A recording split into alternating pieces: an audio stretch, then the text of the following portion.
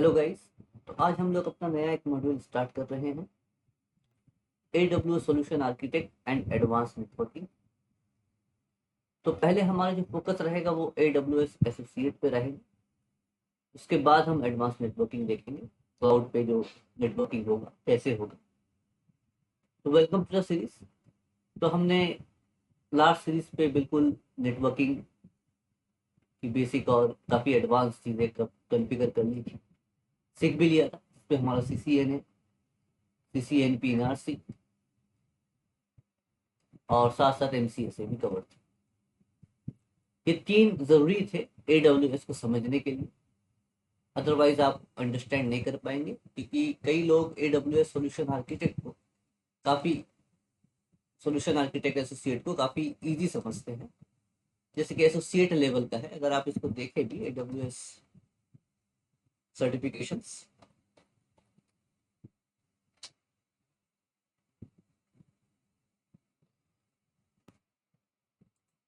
हम चलते हैं यहाँ पर, देखते हैं इसके सर्टिफिकेशंस।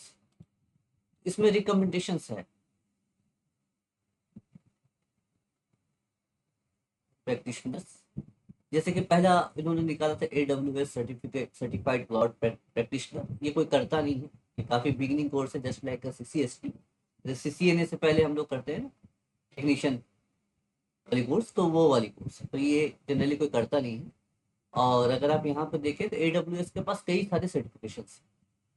तो हमारा जो मेन फोकस रहेगा वो AWS solution certified solution architect associate, और उसके बाद हम यहाँ पर प्रोफेशनल पे जाकर और यहाँ स्पेशलिस्ट पे देखेंगे तो आपको यहाँ पर एडवांस नेटवर्किंग भी अवेलेबल। बाकी कई सारे कोर्सेस हैं, तो जो अलग अलग डोमेन पे होंगे उस टाइप के कोर्सेज करते हैं। जैसे कि डेवलपर्स वगैरह के लिए भी है यहाँ पर courses, you can see it कि यहाँ पर था डेवलपर्स के लिए,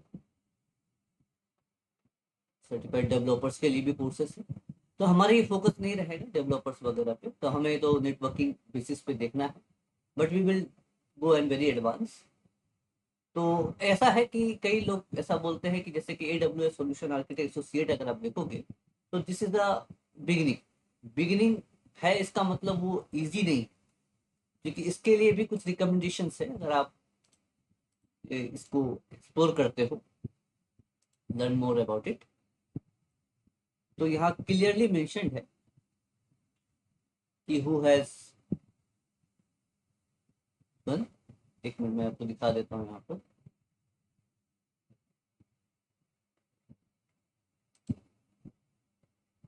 ये देखो, कौन ये कर सकता है AWS सॉल्यूशन आर्किटेक्ट? कैंडिडेट जिसे 1 से 3 इयर्स का IT एक्सपीरियंस। एसोसिएट लेवल है, इसका मतलब ये नहीं है कि बिल्कुल ही बिगिनिंग। जैसे कि CCNA आप अगर करने जाओ तो उसके लिए कोई प्री रिक्विजिट नहीं, ठीक है। कुछ है जो कंप्यूटर नेटवर्क की कुछ बेसिक फंडामेंटल जाननी पड़ती है, वो आप कैसे भी कवर कर सकते हैं। लेकिन यहाँ AWS अगर एसोसिएट भी करते हो तो आपको IT एक्सपीरियंस 1 to 3 ईयर्स चाहिए,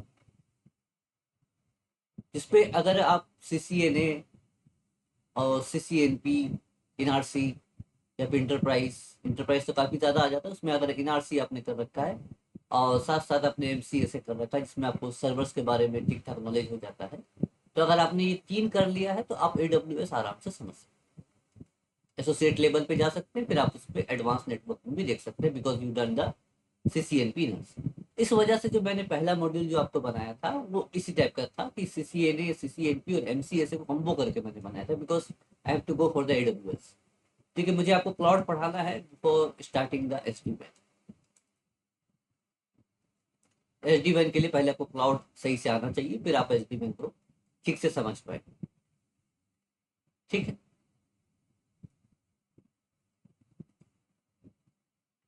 तो आपको ये दिक्कत नहीं होगी, बिकॉज समबडी आर फ्रेशर्स, क्योंकि यहाँ पे जो कैंडिडेट जो ट्रेनिंग ले रहे हैं उनका तो IT एक्सपीरियंस नहीं है, because they are college students.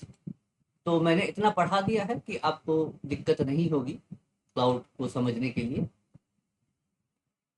तो फिलहाल हमारा हमारा जो फोकस रहेगा वो AWS certified solution architect associate पे रहेगा। एसोसिएट आपका सीसीएनए की तरह मैं आपको कहूँगा कि अगर आप सोचते हो कि नहीं मैं तो नेटवर्किंग में ऑलरेडी काम कर चुका हूँ, I know very well about the networking, मैं आईटी इंडस्ट्री में 5 इयर्स का मुझे एक्सपीरियंस है, तो मुझे एसोसिएट लेवल नहीं करना है, मैं डायरेक्ट एडवांस नेटवर्किंग देख सकता हूँ, ऐसा नहीं। क्योंकि पहले आपको क्लाउड के फंडामेंटल्स आने थे, उसके बाद ही आप मूव कर पाओगे एडवांस नेटवर्किंग स्पेशलाइजेशन के ऊपर। वो ऐसा रहेगा जैसे कि मान लो किसी ने सीसीएनए किया ही नहीं है और डायरेक्ट वो सीसीएनपी इंटरप्राइज पे एडमिशन ले, it's not able to understand कि जब तक सीसीएनए लेवल की ठीक ठाक अंडरस्टैंडिंग नहीं है तब तक सीसीएनपी इनआरसी नहीं समझ में।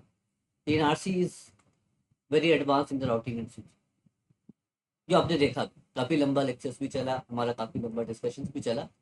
तो अगर बहुत सारे कैंडिडेट ऐसे हैं जो डायरेक्ट यहाँ पर AWS देख रहे हैं, तो अगर बेटर रहेगा कि वो मेरा पहला मॉड्यूल जो है वो देख ले। इस पर हमने CCNA that's available in YouTube, free available है सारे कोर्सेज वगैरह, CNA CNP प्लस MCSA का कॉम्बो कोर्स है जिसे हम नेटवर्किंग कोर्सेज है, तो उसे आप पहले देख लो, उसके बाद आप यहाँ पे जाओ। ओके,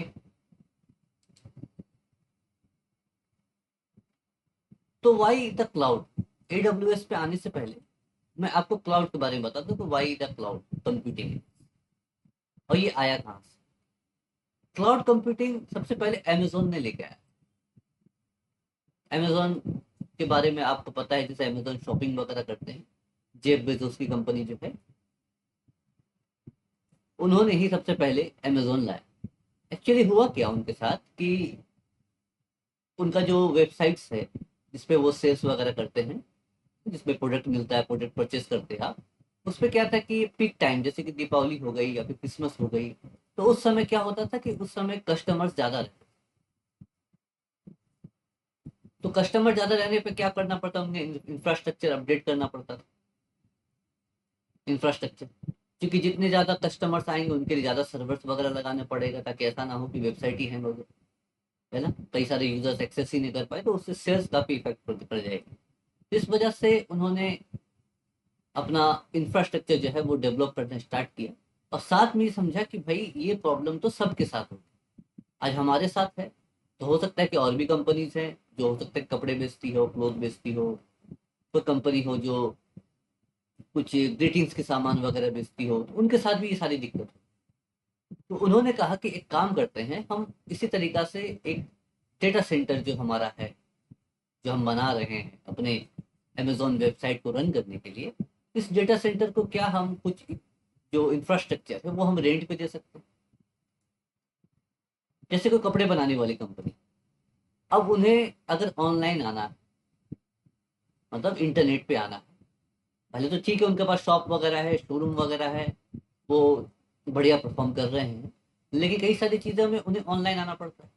क्योंकि पब्लिक क्या, पीपल क्या है कि आजकल जो भी शोरूम्स वगैरह होती है जो बेटर आपकी होती है, तो वो क्या करते हैं ऑनलाइन पहले देख लेते हैं कि भाई उनके पास ठीक ठाक कलेक्शन है या नहीं, है ना, कोई नया ब्रांड वगैरह कोई आ रहा है, तो लोग क्या करते हैं कि ऑनलाइन देखते हैं, ना कि इंस्टेड की उसके शोरूम पे जाके लोग विजिट करते हैं, पहले वेबसाइट्स वगैरह पे खोल के देख लेते हैं क्या उनके पास डिजाइन वगैरह बेटर है कि नहीं है, कि फालतू मेरा जाना टाइम वेस्ट होगा, भले परचेजिंग वो शोरूम से करें। क्लोथ वगैरह के टाइम में मैक्सिमम लोग क्या है परचेजिंग शोरूम से ही करते हैं, लेकिन फिर भी ओवरव्यू देख लेते हैं कि उनके पास डिजाइन वगैरह कैसा है। तो मान लो क्लोथ एक कंपनी है, नया ब्रांड खुला है, अब उन्हें क्या करना पड़ेगा, अपना एक डाटा सेंटर बनाना पड़ेगा ऑनलाइन आने को, क्योंकि मार्केट डिमांड ही है।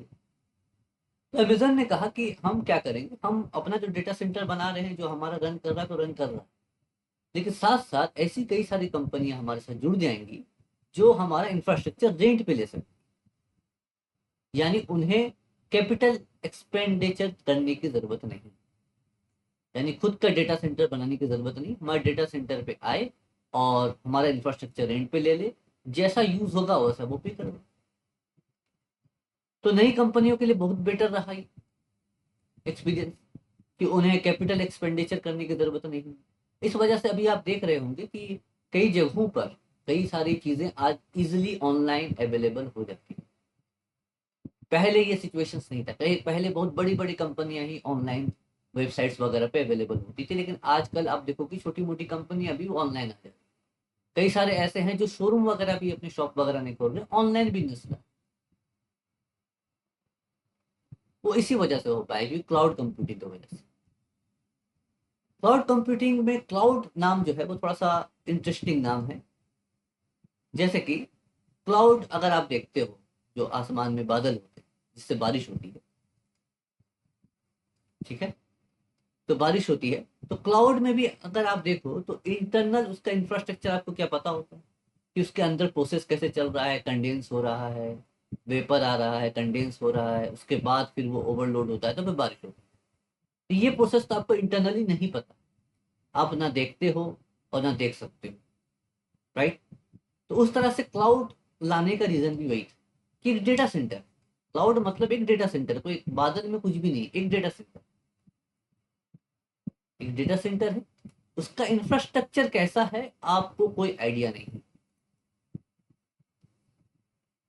आपको जो आउटपुट चाहिए वो आउटपुट आपको मिल जाएगा। फॉर एग्जाम्पल कि आप एक वेबसाइट होस्ट करना चाहते,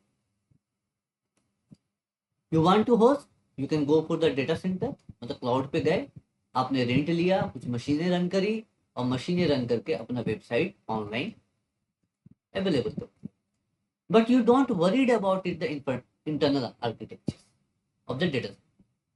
यही अगर आप ऑन प्रेमिसिस पे करोगे तो ऑन प्रेमिसिस पे करने का क्या क्या तरीका हो जाएगा आपको पता ही है, बिकॉज वी डिड इट।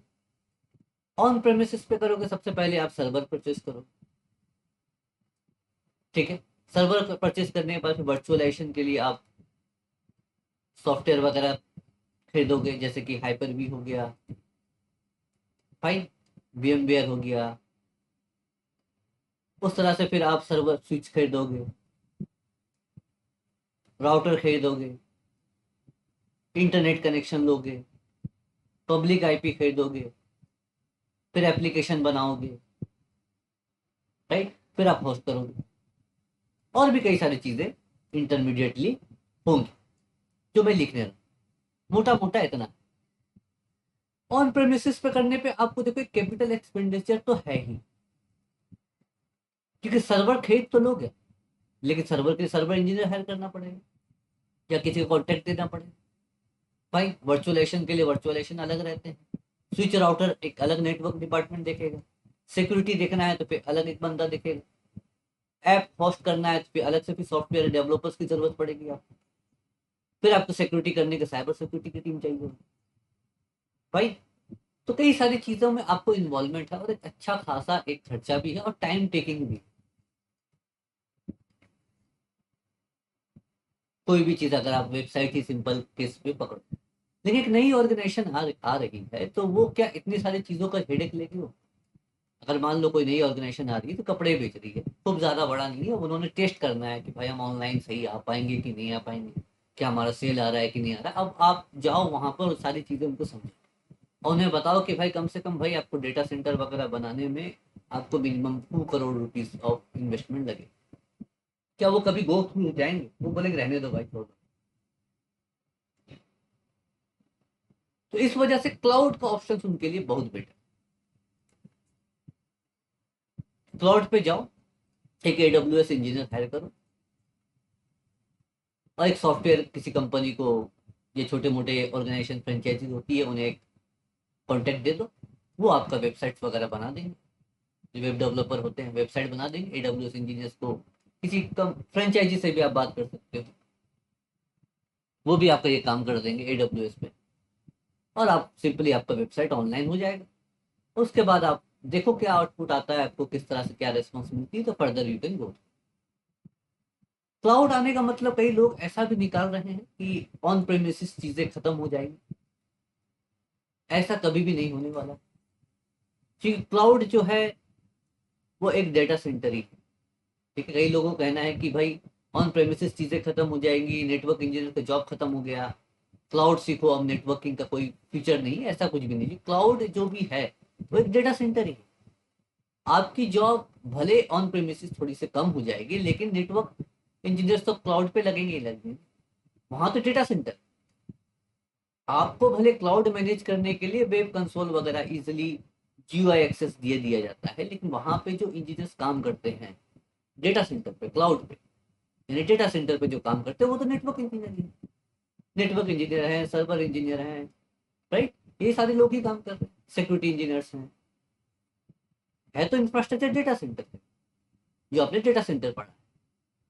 वो तो कुछ चीज चेंज नहीं होने वाली, ऐसा नहीं कि क्लाउड में कोई नई टेक्नोलॉजी यूज होती है जो हमने नहीं पढ़ा है। हिडन है, क्लाउड मतलब हिडन है, हिडन मतलब उसका इंटरनल आर्किटेक्चर आपसे hidden. It's not that the technology something different. Data centre वही है, अगर वो सिस्को का डेटा सेंटर यूज कर रहे होंगे, सिस्को की इक्विपमेंट यूज कर रहे होंगे तो एसीआई यूज कर रहे होंगे। Everybody knows about the ACI, then he can easily move to the cloud. Thanks. कि क्लाउड की टेक्नोलॉजी भी इनसाइड तो डेटा सेंटर भी, तो जॉब वगैरह कोई आपका इफेक्ट नहीं होने वाला है। हाँ ये बात है कि ऑन प्रेमिसिस थोड़ी सी चीजें कम हो जाती है, लेकिन कंपनी अभी भी बहुत सारी बड़ी कंपनियां ऑन प्रेमिसिस रह रही है। वो इसलिए है कि देखो, डेटा सेंटर क्लाउड पे जब भी आप कोई चीज रन करते हो तो आपको एक रेंट पे करना, और आपका मान लो डिपेंड करता है कि क्लाउड पे आप कितना सर्वर्स वगैरह रख, कितनी सर्विसेज क्लाउड से आप ले रहे हो। जितनी ज्यादा सर्विस लोगे उतना ज्यादा रेंट पड़ेगा, राइट। तो इस वजह से कई सारी जो कंपनीज हैं जो स्टार्टिंग में भले ही क्लाउड पे गए, लेकिन फिर जब देखे हैं कि नहीं मुझे तो बहुत ज्यादा सर्वर्स रन करना है, कई सारी रेंट मेरा बहुत ज्यादा हो जाए, it's better to invest in the, क्योंकि जब चीजें आपकी खुद की हो, जब खुद का डेटा सेंटर हो तो आपको रेंट की टेंशन नहीं, आप जितना मर्जी जितना घंटे चला सकते हो, बस इलेक्ट्रिसिटी बिल आने वाली है और तो कुछ आने वाला नहीं। तो लॉन्ग टर्म में लोग अभी भी ऑन प्रीमिसेस जा रहे हैं, कई सारी कंपनियां भी जा रही हैं, जैसे कि बड़ी बड़ी कंपनियां में अगर आप जियो वगैरह देख लें, उनका खुद का डेटा सेंटर, कुछ क्लाउड पे है जरूर, लेकिन खुद का भी डेटा।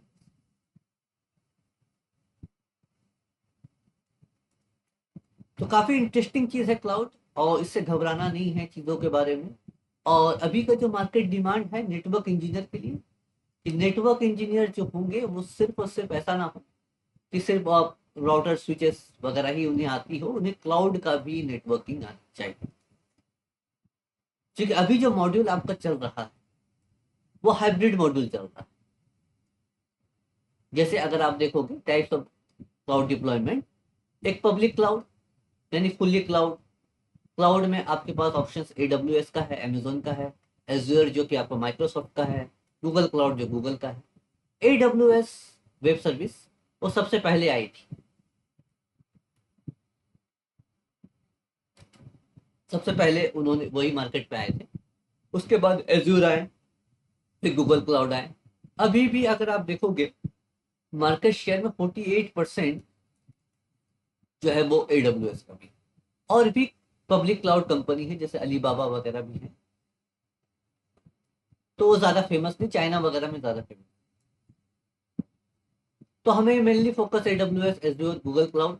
अब कई सारे लोगों को ऐसा लग रहा होगा कि भाई AWS अभी पढ़ रहे हैं, फिर हमें एज्योर भी पढ़ना है, फिर गूगल क्लाउड भी पढ़ना है। जरूरत नहीं है, इतना टाइम नहीं लगेगा। If your organisation using Azure also, if you know the AWS fundamentals, तो आपको एज्योर भी समझने में ज्यादा टाइम लगेगा।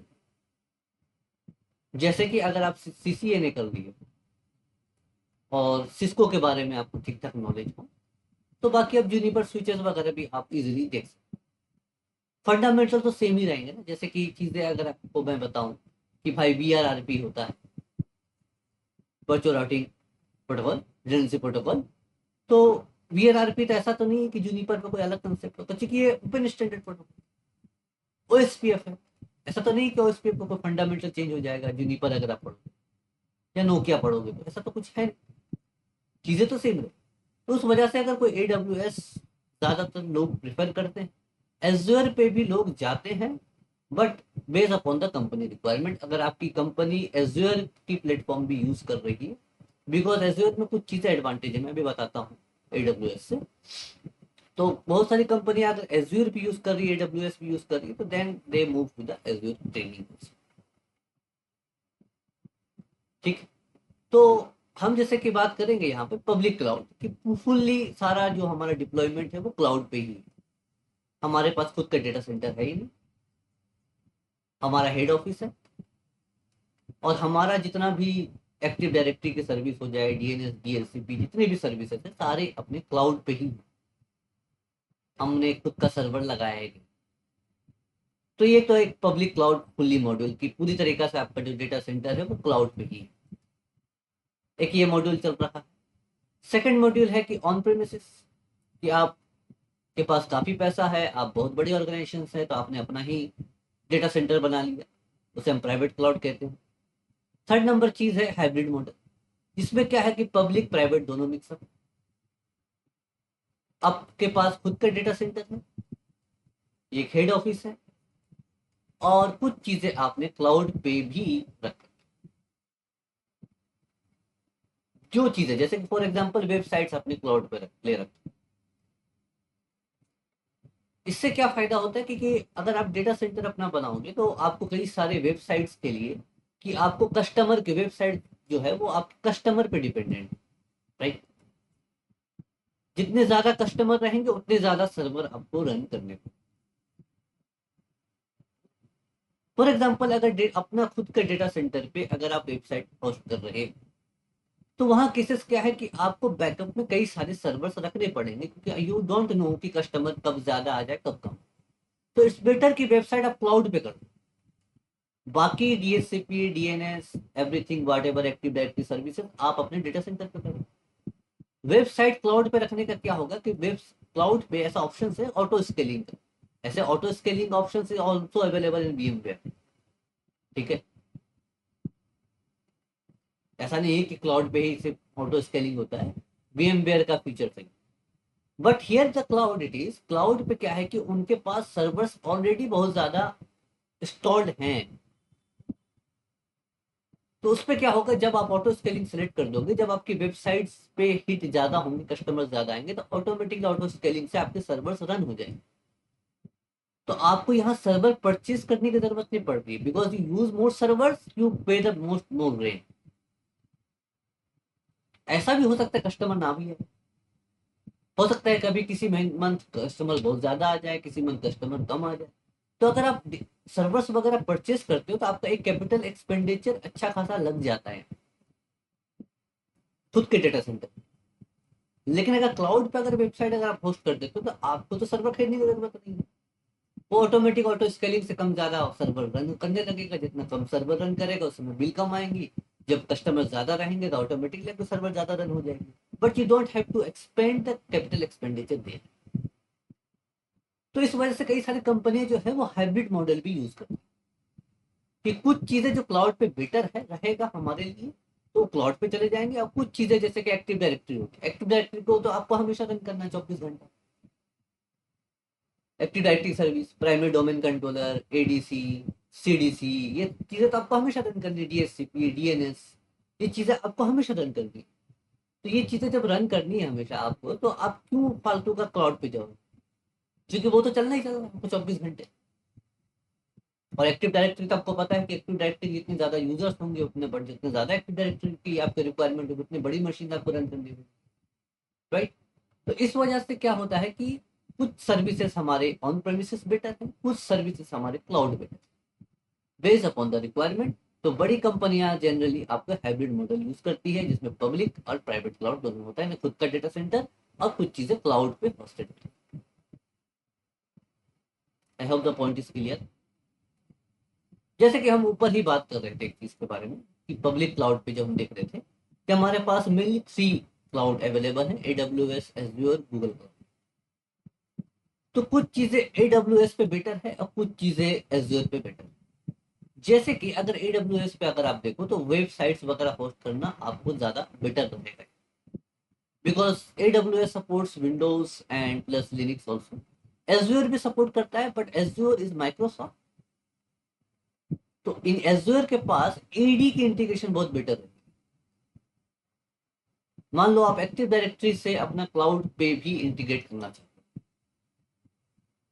ठीक है, कुछ ऐसी सर्विसेज रन कर रहे हो, कुछ ऐसी वेबसाइट्स है, या फिर कुछ ऐसी सर्विसेज, या फिर कुछ ऐसी आपकी होस्टिंग है जिसपे एक्टिव डायरेक्टरी से लॉग इन कराना है, एक्टिव डायरेक्टरी से ऑथेंटिकेशन हो जाए। तो उस केसेस पे आप अगर AWS पे एक्टिव डायरेक्टरी इंटीग्रेट कर रहे हो तो थोड़ा सा आपको लेंदी पड़ता है, बट एज्योर उसको बेटर चीजें दे देती है, बिकॉज एज्योर जो है वो माइक्रोसॉफ्ट का है और माइक्रोसॉफ्ट ही विंडोज सर्वर बनाते हैं। तो इस वजह से उस वो सर्विस जो है वो एडी पे ज्यादा बेटर। उस तरह से गूगल क्लाउड की बात करें तो गूगल क्लाउड पे एंड्रॉइड का ज्यादा बेटर। कुछ ऐप हैं जो एंड्रॉइड बेसिस पे बनते हैं तो वो बेटर रहेगा, वो गूगल क्लाउड पे जाए ना कि वो एडब्ल्यूएस पे जाए। तो डिपेंड अपॉन द रिक्वायरमेंट लोग क्लाउड चूज करते हैं। ऐसा नहीं कि आप स्ट्रिक्ट हो जाओ कि नहीं नहीं नहीं मैं तो बिल्कुल एडब्ल्यूएस ही यूज करूंगा क्योंकि मैंने एडब्ल्यूएस ही पढ़ा है और सबसे लीडिंग कंपनी है तो मैं एडब्ल्यूएस पे जाऊंगा। ऐसा नहीं है, एज्योर गूगल क्लाउड भी अच्छे हैं। बेस्ड अपॉन द रिक्वायरमेंट आपको पहले देखना पड़ेगा आपकी कंपनी पे रिक्वायरमेंट क्या है, then you will suggest. Okay, तो ये बात आपको क्लियर हुई कि क्लाउड क्या होता है, क्लाउड कंप्यूटिंग क्या होती है। उसी का नाम दिया गया cloud computing, something in data centre but hidden infrastructure. अब क्लाउड कंप्यूटिंग के कुछ एडवांटेजेस जैसे है कि buy and maintain server. Traditionally on premises पे करने के लिए आपको सर्वर परचेज करने पड़ेंगे, मेंटेन करने पड़ेंगे। बट क्लाउड पे क्या है, क्लाउड पे आपको रेंट देना, सर्वर से कोई मतलब नहीं है किसका सर्वर है, डेल का है कि एचपी का है। उसे मेंटेन करने की कोई टेंशन नहीं है कि भाई 24 घंटा काफी ज्यादा हीट हो रहा है, उससे कोई मतलब नहीं है, you will run that. Up front cost यानी कैपिटल एक्सपेंडिचर काफी ज्यादा लगता है, यहाँ पे कुछ भी नहीं है, यहाँ पे बस आपको यूज करना है और पे करना है। मैनुअल स्केलिंग करना पड़ेगा, यानी मैनुअल स्केलिंग मतलब आपको परचेस करना पड़ेगा if you want to be use more server for your website. जो हमने आपको एक एग्जांपल दिया था कि आपको वेबसाइट के लिए आपको सर्वर बढ़ाने हैं तो आपको परचेस करनी पड़ेगी। यहाँ पे ऑटो स्केलिंग अवेलेबल है because cloud always has more servers. Limited flexibility है, फ्लेक्सिबल आप नहीं कर सकते इजिली, आपको परचेस करना है, इंस्टॉल करना है, फीचर्स लगानी है। अगर आपको मान लो एक्सपेंड करना है अपने डेटा सेंटर को तो थोड़ा सा टाइम लगेगा, ठीक है। आपको चीजें परचेस करनी पड़ेगी, फिर इंजीनियर्स लाने पड़ेंगे, फिर सारा डिप्लॉयमेंट करना पड़ेगा। But here you can easily flexibility में आप जा सकते हो, आप आराम से चीजों को बढ़ा सकते हो, एक्सपेंड कर सकते हो और चाहो तो रिक्वायरमेंट के हिसाब से आप इसे डिक्रीज भी कर सकते हो।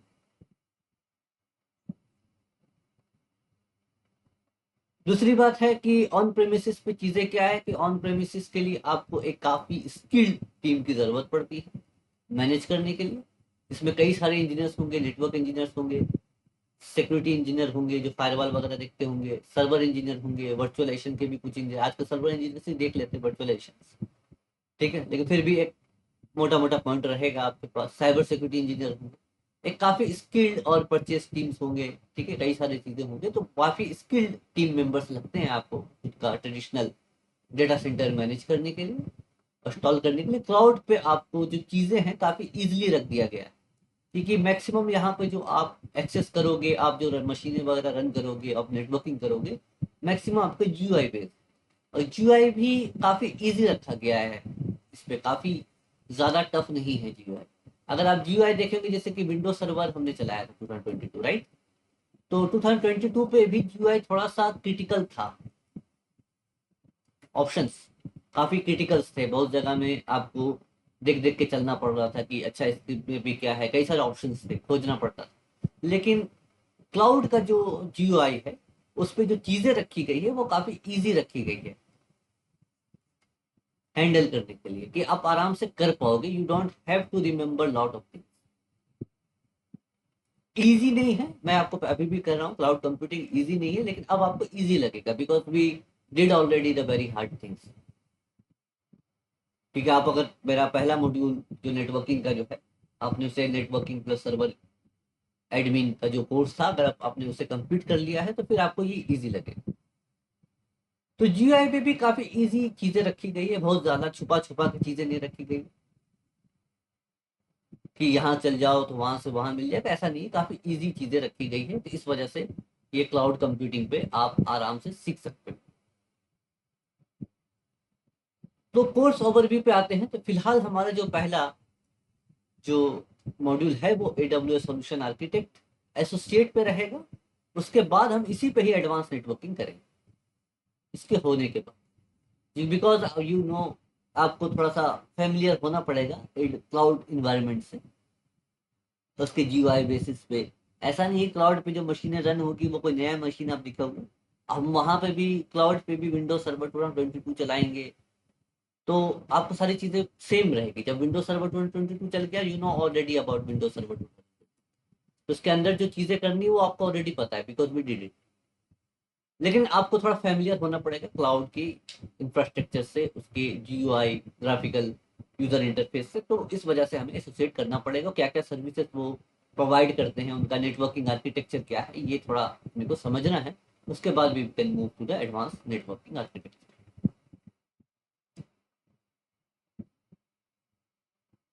तो ये हमारा मॉड्यूल्स है, ये हम कवर करेंगे। उसके बाद भी है हमारा मॉड्यूल्स, रूट 53 की सर्विसेज है, मॉनिटरिंग लॉगिंग है, सिक्योरिटी है, ठीक है, EC2 की सर्विस है, VPC है, S3 है, RDS आपने ऑलरेडी पढ़ा है, remote desktop service, dynamic dB database की सर्विस है, लोड बैलेंसिंग ऑटो स्केलिंग की सर्विसेज है, ये सारी चीजें हम देखेंगे। और AWS पे कई सारी सर्विसेज है, जैसे कि मैं आपको ले चलता हूँ यहाँ पर AWS के कंसोल पे। आपको टाइप करना AWS कंसोल,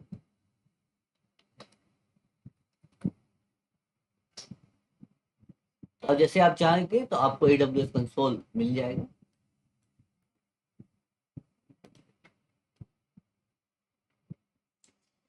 तो ये आपका कंसोल पेज है, यहाँ पर आपको आईडी बनानी है, साइन इन टू कंसोल। अगर आपका आईडी ऑलरेडी बना हुआ है तो आप साइन इन कर सकते हैं, अगर नहीं बना है तो आप यहाँ पे अकाउंट क्रिएट भी, साइन इन पे जैसे जाएंगे आप, तो वहाँ पे आपके पास ऑप्शंस है, यू सी दैट कि create a new AWS account, तो आप यहाँ से आप क्रिएट भी कर सकते हो।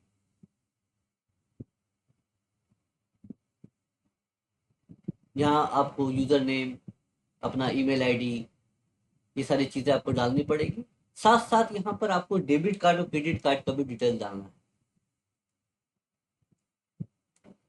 ऑप्शन है, पहले क्रेडिट कार्ड का ही रहता था, अब डेबिट कार्ड का भी उन्होंने दे दिया है। और डेबिट कार्ड डालने के बाद फिर 1 या 2 रुपीज का आपको इनिशियल आपको ट्रांजेक्शन करना पड़ेगा। उसके बाद फिर आपका AWS अकाउंट एक्टिव हो जाएगा। तो पहला जो आपका एक्टिव होगा वो 1 year free tyre account create होता है, 1 ईयर के लिए। तो 1 ईयर फ्री टायर अकाउंट का मतलब ये नहीं कि सारी चीजें फ्री है, कुछ चीजें इसमें चार्जेबल है और कुछ चीजें इसमें फ्री है। मैं आपको बता दूंगा क्या फ्री है क्या नहीं है, फिर हम देखते देखते चले जाएंगे वहां पर। तो डेबिट कार्ड का आप डिटेल डाल देना, ठीक है, आपको डालना पड़ेगा AWS अकाउंट। और आप जितना भी लैब वगैरह करोगे तो आपको बहुत ज़्यादा बिल नहीं आएगा, तो कुछ ज़्यादा भी देखोगे तो मेरे पास अगर हाईएस्ट में देखूँ तो मेरे पास एक बार 125 रुपीज़ का बिल आया, इससे ज़्यादा मेरे पास बिल नहीं आया। तो बहुत ज़्यादा बिल नहीं है, मंथली बोल रहा हूँ, पर डे का नहीं बोल रहा हूँ, मंथली बिल बता। तो आपको तो ये अकाउंट बनाना पड़ेगा, तो अकाउंट बना लेना और घबराना नहीं चीज़ें, क्योंकि कुछ चीज़ें मैं आपको सेटिंग करने के लिए आज बता दूंगा।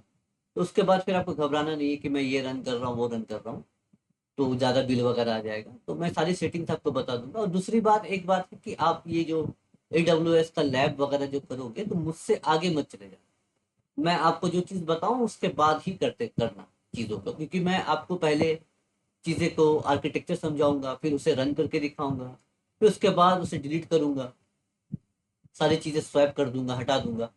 उससे क्या हो, क्योंकि बिकॉज देखो रन मशीनें अगर रन करके छोड़ दोगे तो बिल अब तो आपको उठने वाला है। क्योंकि मशीन हम रन करेंगे, प्रैक्टिस करेंगे, मशीन बंद करेंगे, फिर डिलीट करेंगे सारी चीज़ें जो हमने वहां से परचेज की थी, और फिर सारी चीज़ें हम हटा देंगे। तो फिर हमारा जितना घंटा हम यूज़ किए होंगे, 2 घंटा का लैब, अगर 2 आवर्स का लैब किए होंगे तो 2 आवर्स के हिसाब से बिल आएगा। और कुछ चीज़ें फ्री टायर में है तो फ्री टायर पे आपको वो चीज़ें फ्री हो जाएगी,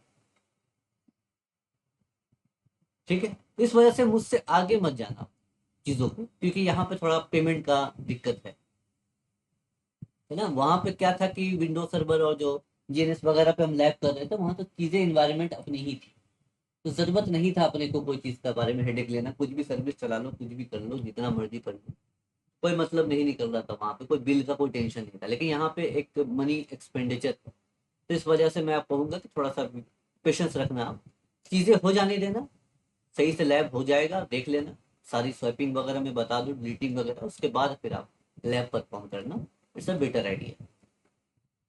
ठीक है, तो यहाँ पर सेम प्रोसेस है कि you should have to enter the email ID, AWS account का नेम डालोगे, आप वेरीफाई करोगे, फिर सारी चीज़ें आप करके यहाँ पर डेबिट कार्ड वगैरह डालोगे।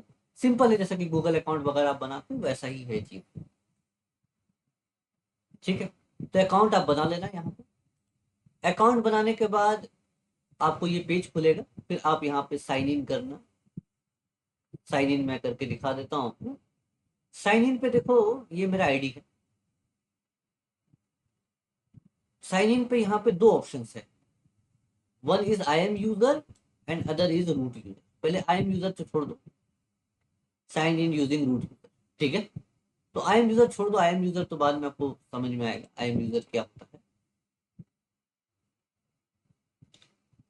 तो रूट यूजर, रूट के बारे में थोड़ा बहुत आपको आइडिया होगा, रूट यूजर किसे कहते हैं, कोई लिनक्स वगैरह यूज किए होंगे। जैसे कि आप विंडोज में जो एडमिनिस्ट्रेटर अकाउंट देखते हो, एडमिनिस्ट्रेटर जिसके पास सारी राइट होती है, जैसे मान लो आप विंडोज 10, विंडोज 11 या फिर सर्वर 2022 यूज करते, उसमें एक एडमिनिस्ट्रेटर अकाउंट बनाते हैं, उसके पास सारी चीजें करने की एक्सेस। उस तरह से लिनक्स मशीन में एडमिनिस्ट्रेटर अकाउंट नहीं होता है, उसमें root user. Root user in the sense कि सेम वही बंदा जो एडमिनिस्ट्रेटर का जिस पर राइट। तो इन्होंने जो यहाँ पर एडमिनिस्ट्रेटर यूजर ने रखा, रूट यूजर नाम रखा। यानी एक अकाउंट आप बनाओगे तो अकाउंट सबसे पहले जब भी आप बनाते हो तो वो रूट यूजर बनता है, यानी एक एडमिनिस्ट्रेटर अकाउंट बनता है। इसके पास सारा एक्सेस होता है सब कुछ चलाने का, सारी सर्विसेज रन करने की, एवरीथिंग करने की। ठीक है, तो यहाँ पे रूट यूजर, और ये चीज उन्होंने लिनक्स से ही लेकर लेकर आए हैं। एडमिनिस्ट्रेटर भी रख सकते थे, एडमिनिस्ट्रेटर अकाउंट, लेकिन उन्होंने रूट यूजर अकाउंट रखा है। पहला अकाउंट जो आप बनाओगे, जिसमें आईडी पासवर्ड वगैरह सब कुछ डालोगे, तो वो आपका रूट यूजर बनेगा। He has the everything access. आप उस आईडी से अगर लॉगिन करोगे तो आप सारी चीजें कर सकते हो। सेम यहाँ पे भी सेम एनवायरनमेंट है, अगर आप कंप्यूटर्स वगैरह पे देखे थे, because you know about the 2022 servers, तो उस पर एक एडमिनिस्ट्रेटर अकाउंट होता था, साथ साथ उस पर आप एक डोमेन यूजर अकाउंट बनाते थे, डोमेन यूजर बनाते थे। ठीक है, किस कुछ यूजर्स बना जिसको डोमेन यूजर्स का ग्रुप पॉलिसी लगा देते थे। उस तरह से आप अलग अलग राइट्स दे सकते थे अलग अलग यूजर ग्रुप। तो यहाँ पर भी सेम है कि एक रूट यूजर बनेगा, फिर बाकी आप रूट यूजर पे जाके जितना मर्जी आप सेम चीजें बना सकते हैं, मतलब यूजर्स बना सकते हैं, और फिर उसे क्या एक्सेस रहेगा वो सारी चीजें आप दे, क्या ऑथराइजेशन रहेगा वो सारी चीजें आप दे सकते हो, सब कुछ बिल्कुल same. Because you know about the Windows server 2022, और उसमें कई सारे आपने एक्टिव डायरेक्टरी के सर्विसेज पे यूजर्स वगैरह, यूजर ग्रुप वगैरह, पॉलिसी वगैरह देख रखी है, तो आपको इजी होगा समझने के लिए, इस वजह से हम उतने सारी चीजें पढ़ रहे थे। तो मेरा ऑलरेडी अकाउंट यहाँ बना है। तो सबसे पहले है कि आई एम यूजर क्या होता है वो मैं बाद में आपको समझाऊंगा, फिलहाल आपको अभी रूट यूजर देखो। तो आपके पास ऑप्शन है, जब भी आप पेज खोलोगे तो you have the option for the I am user, and साथ साथ आपके पास ऑप्शन है कि आप रूट यूजर से लॉगिन करें। फिलहाल मैं आपको रूट यूजर से लॉगिन करता हूँ। तो रूट यूजर से लॉगिन करने के लिए आपको ईमेल आईडी डालना पड़ेगा। नेक्स्ट, पासवर्ड जो आपका है वो पासवर्ड डाल देना पड़ेगा, जो भी आपने पासवर्ड लॉगिन के टाइम में रखा था।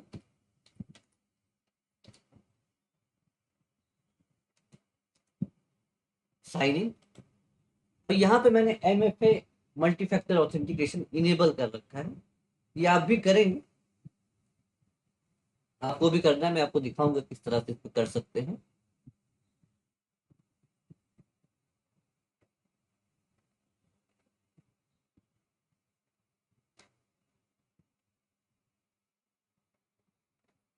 जी जी।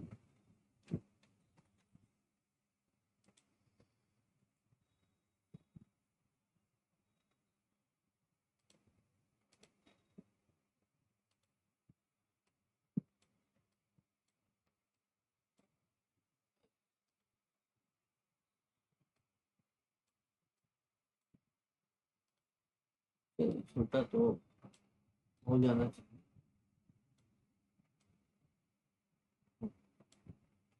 तो ये आपका AWS का कंसोल खुला। देखिए ये यूआई बेस पे ही खुलता है, ये वेब कंसोल से आप खोल सकते हो इसे।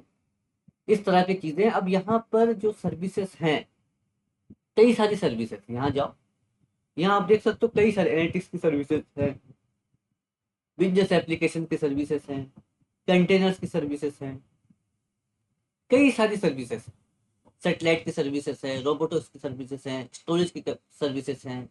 ठीक है, तो जैसा रिक्वायरमेंट है, जैसी कंपनी है वो वैसी सर्विसेज यूज करेंगे। इन्होंने सारी बहुत सारी सर्विसेज दे रखी। जैसे कि हम अगर ये चीज पढ़ते हैं, विंडोज सर्वर 22 भी पढ़ा हमने, और आप विंडोज मशीन यूज करते हो, तो सारी सर्विसेज सारी आपको पता है कि सीख लिया आपने? नहीं सीख, पॉसिबल ही नहीं है किसी ऑपरेटिंग सिस्टम का सारी सर्विसेज आप देख सकते। उस तरह से AWS के पास भी कई सारी सर्विसेज है, इवन दो एजूर के पास भी, ऐसा नहीं कि AWS के पास भी, एजूर के पास भी, गूगल क्लाउड के पास भी है। तो सर्विसेज बहुत सारे हैं। तो सारी सर्विसेज आपको सीखनी है ऐसा जरूरी नहीं है। जो रिक्वायरमेंट है वो हम सीख लेंगे, जो मोटा मोटा चलता है। और बाकी चीजें समय के साथ, अगर आप कोई कंपनी को रिक्वायरमेंट है तो फिर आप थोड़ी सी चीजें एक्सप्लोर करोगे, और उसकी ऑप्शंस अवेलेबल। ऐसी नहीं है कि चीजों के लिए आपको किसी को पकड़ के पढ़ना पड़ेगा। मान लो आप कोई चीज एनालिटिक सर्विस सीखना चाहते हो, तो you have lot of options here. आप कुछ भी चीजें सीखना चाहते हो, अमेजोन डेटा जोन, EMR वगैरह मान लो, तो सबकी डेटा शीट्स वगैरह अवेलेबल है। ठीक है, उसके बारे में डॉक्यूमेंटेशन वगैरह है यहाँ, यू कैन सी। उसके बारे में सारी डॉक्यूमेंटेशन है, आप यहाँ पढ़ सकते हो, पढ़ के चीजें कर सकते हो। हम जो पढ़ेंगे, जो ज्यादातर सर्विसेज चलती है उसके बारे में हम पढ़ाई करेंगे। जो ज्यादा सर्विसेज रन होती है उसके बारे में पढ़ाई करेंगे, बाकी चीजों के बारे में हम स्किप कर देंगे। क्योंकि आप कहीं पे भी जाओगे, आपको सारी सर्विसेज तो कोई नहीं पढ़ाने वाला। कैसा नहीं कि AWS की सारी चीजें आपने सर्विसेज पढ़नी, it's a waste of time. क्योंकि जो सर्विसेज ज्यादा पॉपुलर है, आपको उसी पे ही ध्यान देना है। बाकी चीजें जो है वो हो सकता है डेवलपर पॉइंट ऑफ व्यू से हो सकता है एनालिटिक्स पे आप जा रहे हो, तो आपकी कंपनी एनालिटिक्स पे है, तो एनालिटिकल इंजीनियर्स उनके पास हो, वो चीजें देखेंगे, आप नहीं देखेंगे। आपको नेटवर्किंग देखना है, आपको EC2 वगैरह देखना है, ये चीजें आपको देखनी। तो don't, no need to go to jump and every service. आपको जो मोटी मोटी चीजें हैं वही चीजें सीखनी है, जो ज्यादा फेमस है और ज्यादा आपको रिक्वायरमेंट होती है। Because you are coming from the networking background, तो वो आपको नहीं पूछेंगे कि भाई आपको एनालिटिक्स चलाना आता है कि नहीं। क्योंकि उन्हें पता है कि भाई एक बंदा नेटवर्क इंजीनियर को एनालिटिक्स से क्या लेना देना। They will hire a specialization for that. वो आपको हायर कर रहे हैं वो इस वजह से, ताकि आप AWS का इन्वायरमेंट उनका मैनेज कर सको, ना कि उनकी सर्विसेज तरफ। ठीक है, तो जैसा कि आपने देखा कि कई सारी इसमें सर्विसेज वगैरह हैं। तो जैसा डिपार्टमेंट रहेगा वैसी सर्विसेज रहेगी। दूसरी चीजें हैं, जैसे कि अगर आप अकाउंट बनाओ, तो सबसे पहले कुछ चीजें आपको करनी है। ये मैं आपको आयस वगैरह बाद में बताता हूँ। ठीक है, पहले मैं बेसिक चीज आपको बताता हूँ यहाँ पर। जब भी आप एक रूट यूजर्स का अकाउंट बनाओ, तो सबसे पहले आप अकाउंट जो बनाओगे वो एक रूट यूजर बने। रूट यूजर बनने के बाद कुछ चीजें आपको करनी है। कुछ चीजें ऐसी करनी है, आप यहाँ पर सर्च बॉक्स पे जाओगे, ये कुछ भी खुला उससे कोई मतलब नहीं है। यहाँ पर आप IAM सर्च करोगे और इंटर करोगे। IAM सर्च करने के बाद, सॉरी, आप यहाँ पे एक काम करना, IAM से जाने से पहले सबसे पहले बजट सेट कर लेना। Billing and cost management, yes.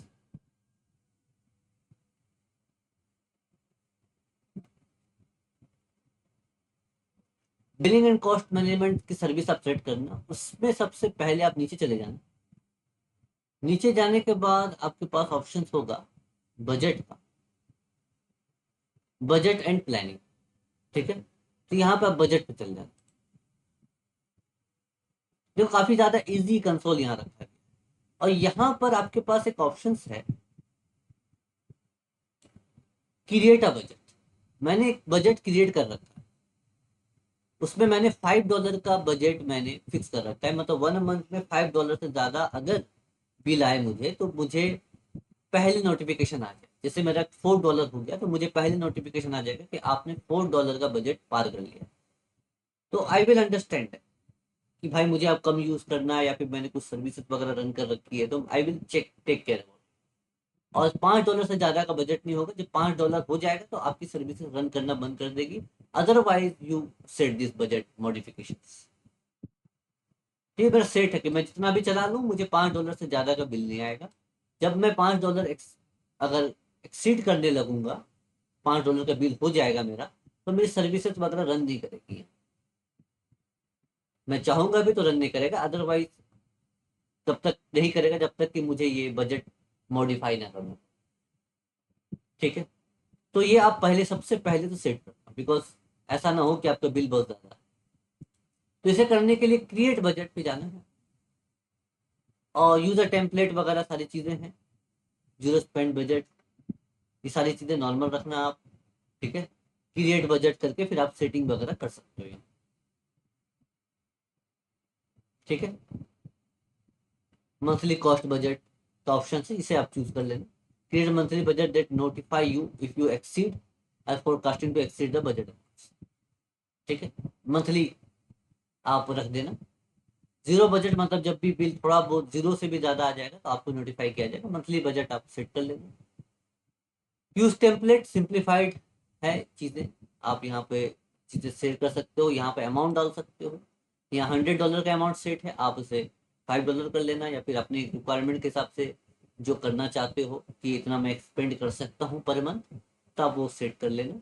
और क्रिएट बजट कर, ये सबसे पहला आपको ये चीज करना है, बजट। दूसरा है, आपको यहाँ जाना होगा, और when you go here IM में,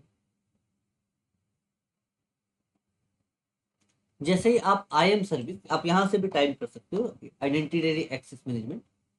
ठीक है, तो IM पे आप जैसे कि टाइप करके इंटर मारोगे, तो यू हैव द इंटर। तो यहाँ पर आपको रूट यूजर के कुछ इंफॉर्मेशन दिख रहे हैं कि root user has multi factor authentication. बहुत सारे लोग अगर मल्टी फैक्टर ऑथेंटिकेशन अगर नहीं जानते, तो जैसा कि एक चीज है MFA का, ये बनाने का रीजन ही यही था कि जैसे कि हमारा एक यूजर आईडी होता है, ये हम जानते हैं, मान लो हमारे कंपनी है जिसपे एक यूजर आईडी है, पासवर्ड हम सेट करते हैं। अब मान लो किसी ने आपका यूजर आईडी और पासवर्ड चोरी कर दिया, तो ही can access to the AWS account. तो उसके साथ साथ हम क्या करते हैं, मल्टी फैक्टर ऑथेंटिकेशन, MFA करने का बहुत सारी तरीका है। एक है कि हार्डवेयर आप खरीद लो। आप ऐसे हार्डवेयर अप्लायंसेस आते हैं, जैसे कि मैंने आपको पहले भी दिखाया था, टोकन वगैरह के लिए हमने ऑलरेडी चीजें डिस्कस करी थी। MFA हार्डवेयर कर लो।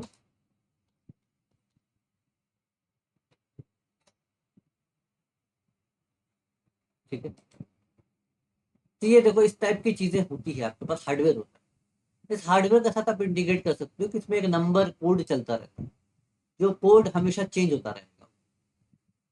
ठीक है, वो कोड आपको डालना पड़ेगा। तो एक तो है कि हार्डवेयर अप्लायंस आप खरीद लो। दूसरा चीज है, आपका सॉफ्टवेयर बेसिस पे भी अवेलेबल है कि आप मोबाइल पे, जैसे गूगल ऑथेंटिकेटर, माइक्रोसॉफ्ट का भी ऑथेंटिकेटर, ये आपको प्ले स्टोर में मिल जाएगा। इसे आप मोबाइल पे अपना डाउनलोड कर लो। डाउनलोड करने के बाद आप जब यहाँ पे अपना जैसे ही रूट यूजर खोलोगे, तो यहाँ पर मेरा ग्रीन क्लिक है, यहाँ क्लिक नहीं रहेगा। ठीक है, तो यहाँ पर जाकर आपके पास ऑप्शंस है कि आप यहाँ पे MFA कर सकते हो। यहाँ पर ऑप्शन दिखेगा मल्टी फैक्टर ऑथेंटिकेशन, आप उसे इनेबल करना, मतलब असाइन करना, और उसका एक नाम देना पड़ेगा। नाम देने के बाद फिर आप अब गूगल ऑथेंटिकेटर या माइक्रोसॉफ्ट ऑथेंटिकेटर खोल के उसमें स्कैन करके आपका वो एक्टिवेट हो जाएगा। ठीक है, जैसे कि अगर आप देखेंगे तो इस तरह की चीजें आपके पास चलती रहेगी माइक्रोसॉफ्ट ऑथेंटिकेटर। तो ये देख सकते हैं कि इस टाइप की चीजें रहती ऑथेंटिकेटर पे, इसमें एक नंबर चलता रहेगा आपका। ठीक है, आप मल्टीपल अकाउंट्स आप इसके साथ अटैच कर सकते हो, और यहाँ पे एक नंबर चलता रहेगा जो 30 सेकंड्स के बाद एक्सपायर हो जाता है। तो जब भी कोई भी अगर आपका यूजर आईडी पासवर्ड अगर चोरी भी कर ले, तो भी जब तक कि वो मल्टी फैक्टर ऑथेंटिकेशन में सेम नंबर नहीं देगा तब तक वो लॉग इन नहीं कर पाएगा।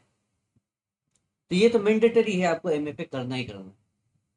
क्योंकि यहाँ पे देखो बजट का दिक्कत है ना, कि कोई ऐसा बंदा हो जो यूजर आईडी पासवर्ड आपका निकाल ले और कई सारी चीजें सर्विसेज रन कर ले और आपको पता ही नहीं है, बिल तो लंबा चौड़ा आपके पास आएगा। ठीक है, इस वजह से एमएफए आपको करना है।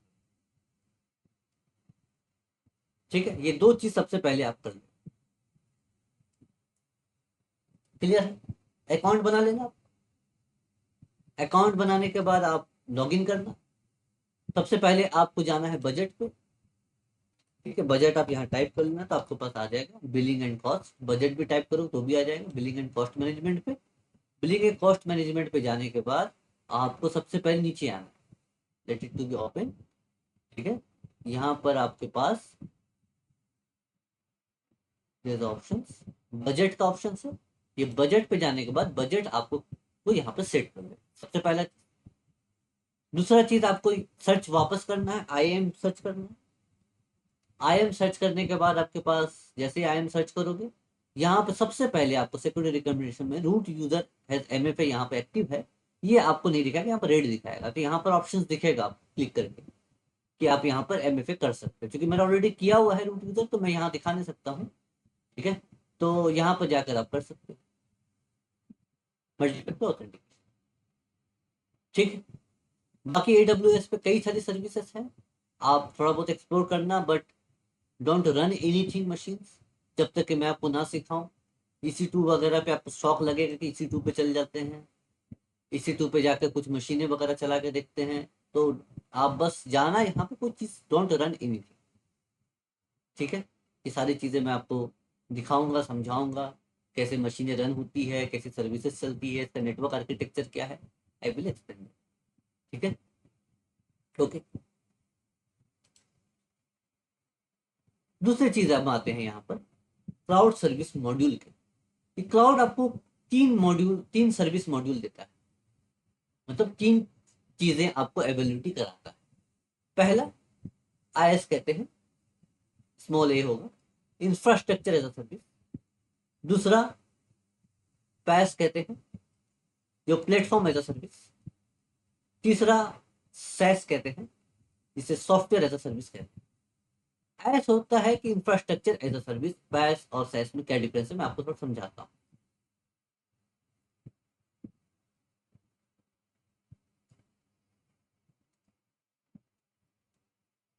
ऐस के बात कर ले,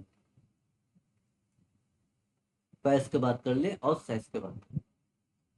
ठीक है, ऐस में क्या है कि इंफ्रास्ट्रक्चर एज अ सर्विस। अब जैसे कि ऑन प्रेमिसिस पे आपको क्या था, यहाँ पर आप समझोगे, ऑन प्रेमिसिस पे सर्वर भी आपका था, वर्चुअलाइजेशन भी आपका था, ऑपरेटिंग सिस्टम भी आपका था। ठीक है, आपके राउटर थे, स्विचेस थे, ये सारी चीजें आपकी खुद की थी। इंफ्रास्ट्रक्चर एज अ सर्विस में आपको क्या होता है कि सब चीजों की जरूरत नहीं है। सर्वर किसका है, क्लाउड वाले का है, जिसका भी सर्विस लिया है आपने। वर्चुअलाइजेशन में कौन सा सॉफ्टवेयर यूज कर रहा है, वो हेडेक किसका है, क्लाउड का है। ठीक है, ये सारी चीजें क्लाउड का है। उस तरह से ऑपरेटिंग सिस्टम आप चूज कर सकते हो। ठीक है, ऑपरेटिंग सिस्टम मैं हटा देता हूँ यहाँ पे। राउटर किस कंपनी का लगा है, सिस्को का लगा है कि किसका लगा है, वो उसका हेडेक है। स्विच किसका लगा है, वो उसका हेडेक है। ये सारी चीजें जो हेडेक है वो क्लाउड वाले का। इंफ्रास्ट्रक्चर एज सर्विस लेने का मतलब ये हुआ कि जैसे कि मशीन है, मशीन में आपको कैसी मशीन जरूरत है। मान लो आपको एक बड़ी मशीन जरूरत है जो 128 GB रैम का हो, और उसमें प्रोसेसर मान लो 16 कोर प्रोसेसर हो। आपको इतनी बड़ी मशीन की जरूरत है। ये मशीन आप चूज कर सकते हो, और चूज करके उस पर जो भी ऑपरेटिंग सिस्टम चलाना हो, चाहे लिनक्स चलाना हो, रेड हैट चलाना हो, आपको विंडोज सर्वर 2022 चलाना हो, जो भी आपको चलाना हो, आप अपने हिसाब से चूज करके उस पर रन कर सकते हो। यानी एक इंफ्रास्ट्रक्चर एज अ सर्विस, यानी उस पर क्या होता है कि आपको कंट्रोल तो है, लेकिन इसका कंट्रोल नहीं कि राउटर आपको सिस्को का लगाना है, स्विच किसका लगा है वो आप लगा सकते हो, वर्चुअलाइजेशन में VMware या हाइपर वी क्या यूज कर रहे हैं, सर्वर कौन सा है, डेल का है कि HP का, ये सारी कंट्रोल्स आपके पास नहीं है। But you have the main control. क्योंकि मेन कंट्रोल आपको क्या है कि मशीन कितना बड़ा होना चाहिए, छोटा मशीन, बड़ा मशीन, ठीक है, प्लस ऑपरेटिंग सिस्टम कौन सा होना चाहिए, क्योंकि आपने जो ऐप बनाया है हो सकता है कि वो लिनक्स में बेटर चल रहा हो, आपने लिनक्स प्लेटफॉर्म के हिसाब से बनाया है एप्लीकेशन। आप हो सकता है कि आपने जो सॉफ्टवेयर चलाया है वो सॉफ्टवेयर जो है वो विंडोज पे के बेसिस पे आपने बनाया है। तो ये कंट्रोल आपके पास है, जिस कंट्रोल इज अवेलेबल, इस सर्विस को कहते हैं इंफ्रास्ट्रक्चर एज अ सर्विस, जिस पे कंट्रोल है बट नॉट फुल्ली, लेकिन इतना है कि जितना पे आपको रिक्वायरमेंट। क्योंकि बेसिकली आप देखो कि ये जो बैकएंड का जो चीजें हैं, जो server, virtualization, right, router, switches, उस कंपनी की लगी है, ये सारी तो इंटरनल है ना, इंटरनल चीजें, इससे किसी सर्विस का कोई तो लेना देना नहीं है। मान लो ऐसा है कि अगर आप राउटर सिस्को का ना लगाकर जूनिपर का लगा, तो ऐसा तो नहीं है कि कोई एप्लीकेशन जूनिपर का राउटर लगा इस वजह से कोई एप्लीकेशन रन नहीं हो रही, उससे तो कोई मतलब नहीं, application totally free about the router switches, ठीक है। वर्चुअलाइजेशन में भी, कि वर्चुअलाइजेशन के लिए कौन सा सॉफ्टवेयर आप यूज कर रहे हो, कि इससे तो कोई मतलब नहीं, हाइपर वी यूज कर लो, VMware ESXi यूज कर लो, उससे तो ऐसा नहीं कि आपका एप्लीकेशन का ऊपर कोई डिपेंडेंट हो।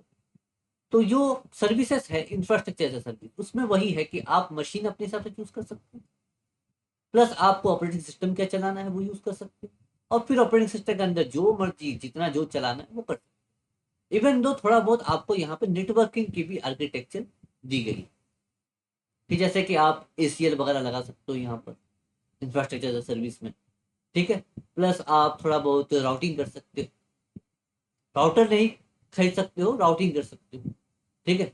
आप ऐसा डिसाइड कर सकते हो कि मेरा जो ये एप्लीकेशन रन हो रहा है जैसे इंटरनल मशीन है, हमारा इंटरनल सर्वर्स है, ठीक है, मुझे पब्लिकली होस्ट नहीं करना है, तो उसको पूरी तरीके से प्राइवेट क्लाउड, प्राइवेट सबनेट पे भी रख सकते हो, ठीक है। आप चाहो तो इस सर्वर के साथ आप VPN कनेक्शन कर सकते हो, अपना खुद का एक डाटा सेंटर है आपके साथ या फिर हेड ऑफिस है, उसके साथ आप VPN कनेक्शन भी कर सकते हो। तो ये सारी चीजें आपके पास अवेलेबिलिटी है, ठीक है, ये सारी चीजें आपका अवेलेबिलिटी है, तो यही आपका इंफ्रास्ट्रक्चर एज अ सर्विस, और यही ज्यादातर आपका कॉमन यूज केस है कंपनीज पे। IaaS, infrastructure as a service, ज्यादातर लोग यही यूज करते हैं, ज्यादातर कंपनी में यही यूज होता है। कंट्रोल है, लेकिन ठीक ठाक कंट्रोल, जो जरूरत नहीं थी उसका कंट्रोल नहीं, because we don't need here network engineer something. Network engineer की जरूरत है क्लाउड, क्योंकि नेटवर्क इंजीनियर ही बेटर समझ पाएगा क्लाउड की नेटवर्किंग कैसी करनी है।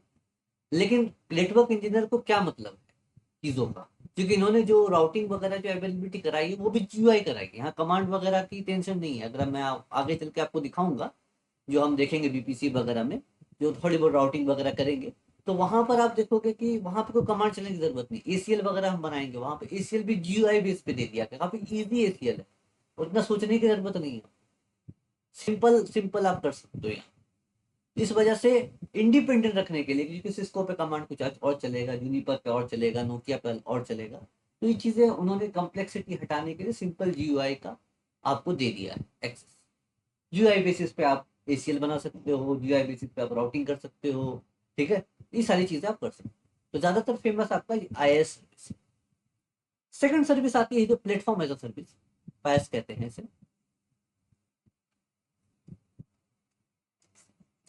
प्लेटफॉर्म एज अ सर्विस जैसा कि ये डेवलपर के लिए है ज्यादा। अब कोई वेबसाइट या कोई ऐप बन रहा है, डेवलपर को क्या मतलब है कि उसकी इंटरनल नेटवर्किंग क्या है, उससे क्या मतलब है कि भाई ऑपरेटिंग सिस्टम के पास मेरे पास ऑप्शन होना चाहिए लिनक्स या विंडोज, क्योंकि वो ऐप बना रहा है उसे पता है ना कि भाई मैं विंडोज पे चलने के लिए बना रहा हूँ कि लिनक्स पे चलने के लिए बना रहा हूँ, ठीक है। उस तरह से ACL वगैरह से क्या लेना देना है, राउटिंग से क्या लेना देना है, वीपीएन से क्या लेना देना है, कोई मतलब नहीं। उसे सिर्फ ऐप बनाना है और ऐप को रन करना है। तो that's option platform as a service. इसमें आपको नेटवर्किंग किया मिलेगा, ऑपरेटिंग सिस्टम अपने हिसाब से आप चूज कर सकते हो, एसीएल पेसीएल सब किया रहेगा। आपको डोंट वरी अबाउट इट, वहां पर ऑप्शंस रहेगा चीजें कि आप पब्लिकली होस्ट करना चाहते हो कि नहीं करना, पब्लिक या प्राइवेट, बस खत्म बात।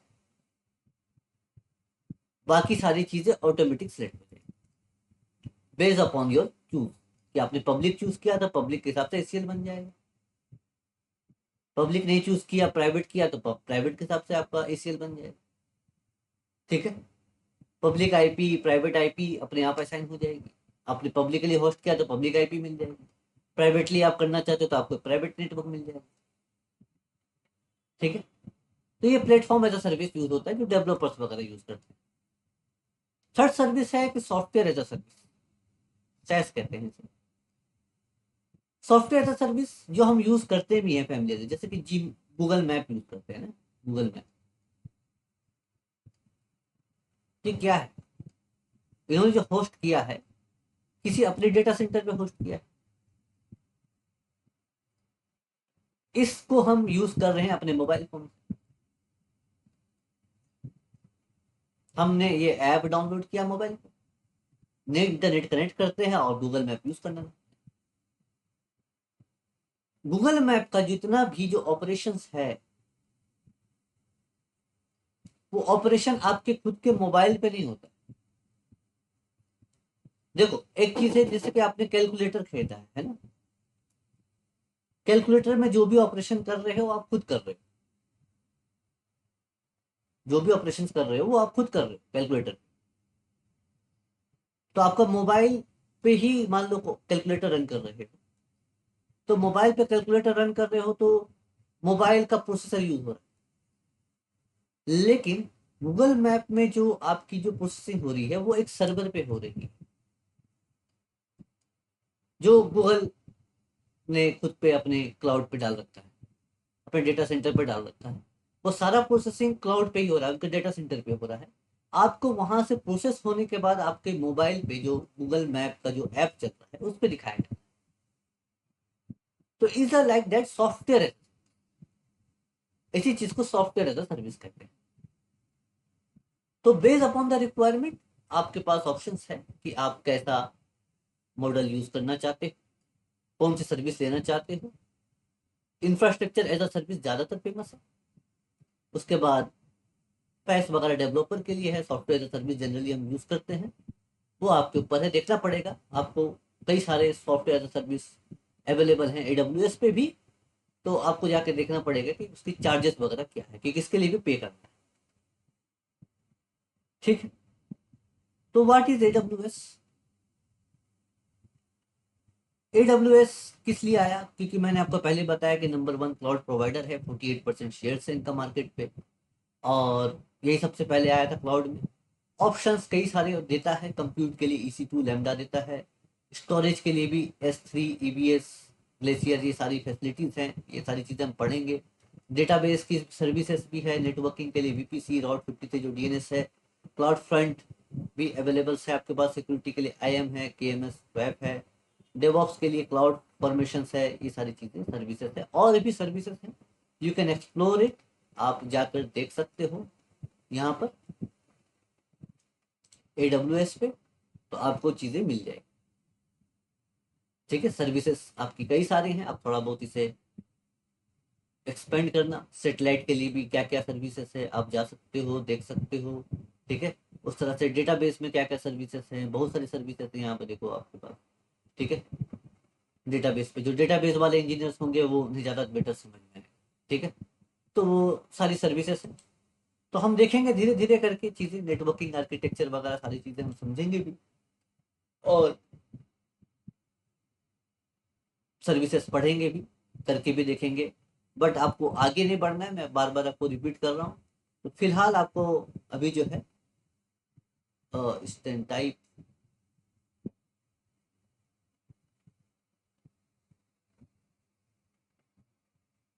ये पुराना कोई रिकॉर्ड्स वगैरह मुझे दिखा रहा है जो मैंने पहले चलाया था, तो कई सारी सर्विसेज हैं, तो हम यहाँ पे पढ़ेंगे देखेंगे, सीखेंगे धीरे धीरे करके। और मैं आपको बता रहा हूँ कि आपको जो न्यू यूजर्स आएंगे यहाँ पर, जो न्यू पढ़ने आ रहे हैं, उन्हें पहले वो नेटवर्किंग एंड सर्वर एडमिन का वो कोर्स देख लेना पड़ेगा। बाकी जो उन्होंने देख रखा है, ऑलरेडी प्रैक्टिस कर रखे हैं, उन्हें यहाँ कोई दिक्कत नहीं है।